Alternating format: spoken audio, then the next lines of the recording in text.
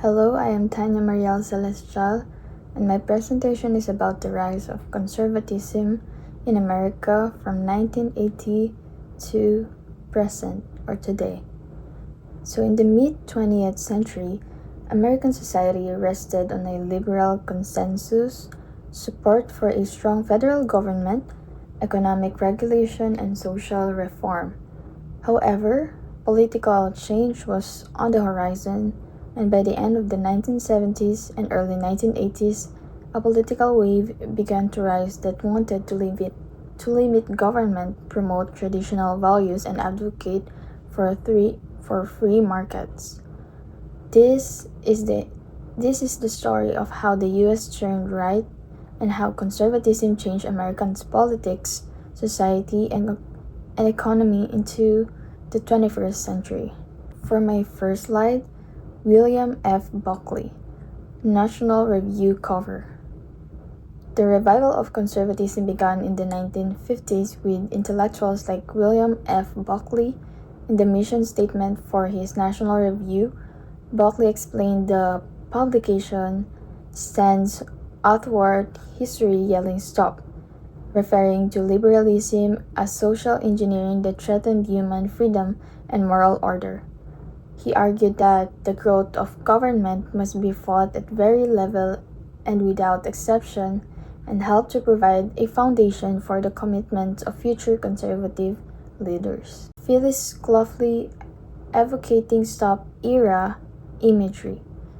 In the 1970s, Phyllis Schlafly rose to national prominence for her opposition to the Equal Rights Amendment. She suggested that feminists consider women a curse. Schlafly maintained that women should celebrate the very things that make them women. She wrote that liberation robs the woman of her virtue, her youth, her beauty, and her love for nothing. Next, Jerry Falwell preaching. Moral majority images.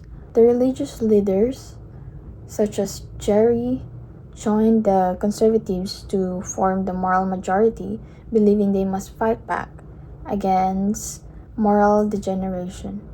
Falwell warned that a massive homosexual revolution can bring the judgment of God on this nation.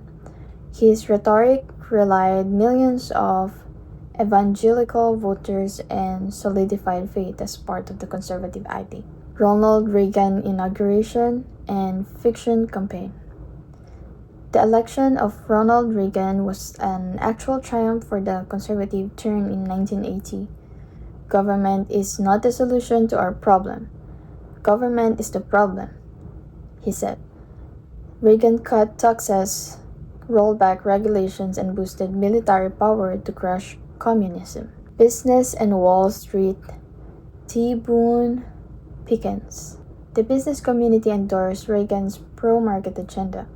The Alman T. Boone Pickens later wrote that he liked Reagan's understanding of the importance of free enterprise.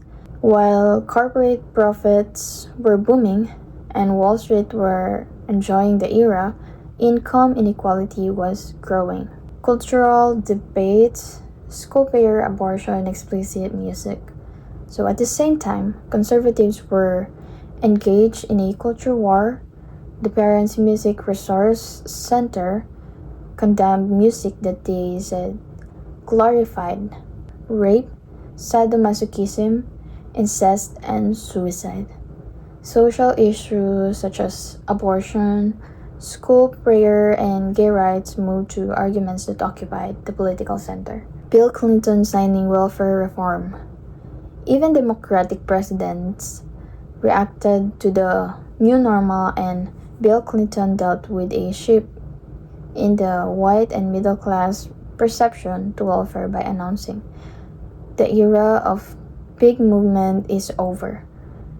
He even signed welfare reform into law, which earned praise from conservatives. So, Pat Buchanan was able to distill the new conservative sensibilities in 1992, calling for a culture war for the soul of America. and denouncing feminism, gay rights, and liberal education. George Bush was able to juxtapose Reaganomics and evangelical political agendas, lowering tax and encouraging traditional family values and opposition to same-sex marriage. Barack Obama, the Tea Party protests.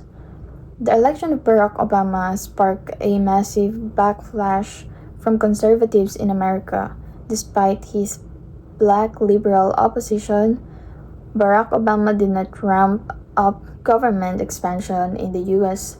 Part of the backlash against him was the rise of the Tea Party, which showed how deeply embedded and how powerful conservative ideas still were in America.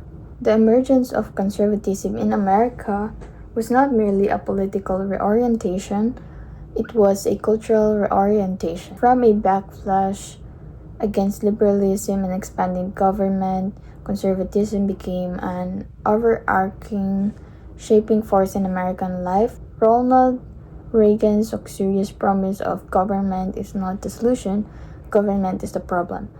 Phyllis Schlafly's repudiation of feminism, and Jerry Falwell's incursion of morals as defining what it means to be American, shaped by how many millions of Americans understood their culture.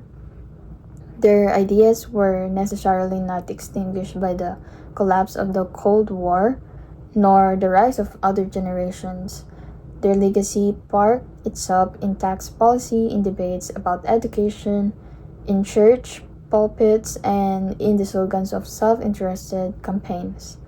Even today, when you have a nation tearing itself apart over abortion, immigration, gender identity, and public education, we continue to live in the long shadow of the conservative revolution over 40 years ago.